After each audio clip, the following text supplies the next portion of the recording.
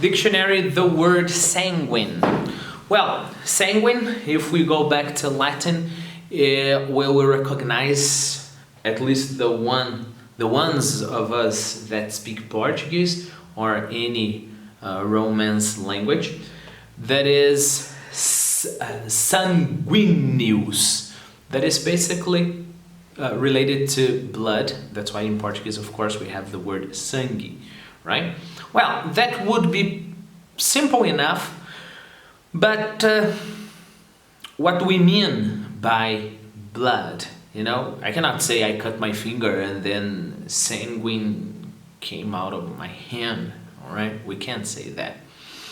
We have ramifications and we have the evolution of that word. First of all, we have one meaning that is pretty literal, right? Sanguine as having the color of blood, reddish, you know, reddish. Or if we're talking about a person, ruddy, right? The person is a little bit red, so that person is sanguine, even though it's a very formal way, not so much used.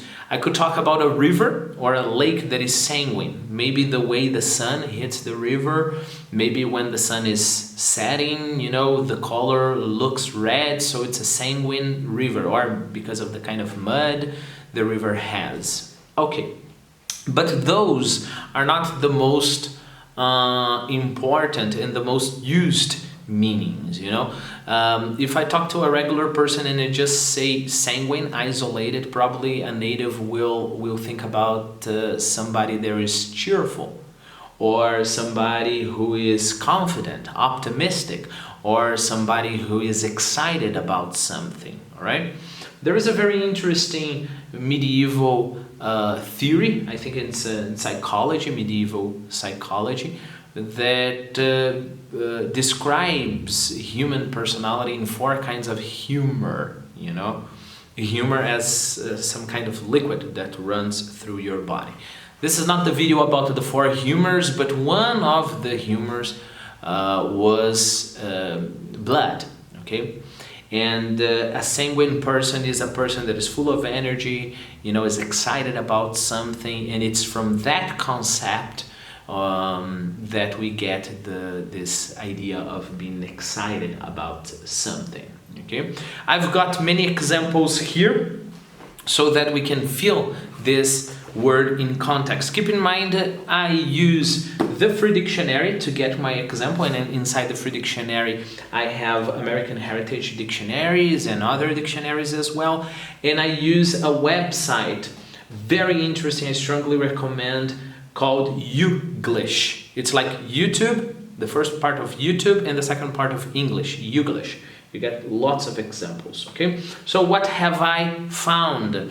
And then we find out that sanguine, to describe the kind of mood the person is in, is much more common than the color that is red in color. When people hear his speech, they feel sanguine to act, you know, so you can kind of imagine, you know, blood, you know, rushing through people's body, you know, the guy is saying, yeah, we should do that, we can do it, you know, and the blood is coming and everybody feels excited, everybody feels cheerful, confident, sanguine to act. Or we can talk, for example, I think there was a guy talking about the depression and how the market before the Great Depression of 29, up to very close to the break, people were still feeling sanguine, you know, everybody was optimistic, thinking that everything would be all right. Another example, a person sanguine about doing something about regarding slavery, right? Or you can look at a person and say, look, I don't feel very sanguine about where we are going, you know. Examples I have here. Sanguine, sorry, let me just get the examples here. Sanguine about the future. Yes, the future is bright and everything will be all right, okay. Sanguine about the prospects for an improved economy. Again, you got the point, okay? We don't have many examples with sanguine rivers and sanguine people, but it's also possible, as I said, even though they're not as common.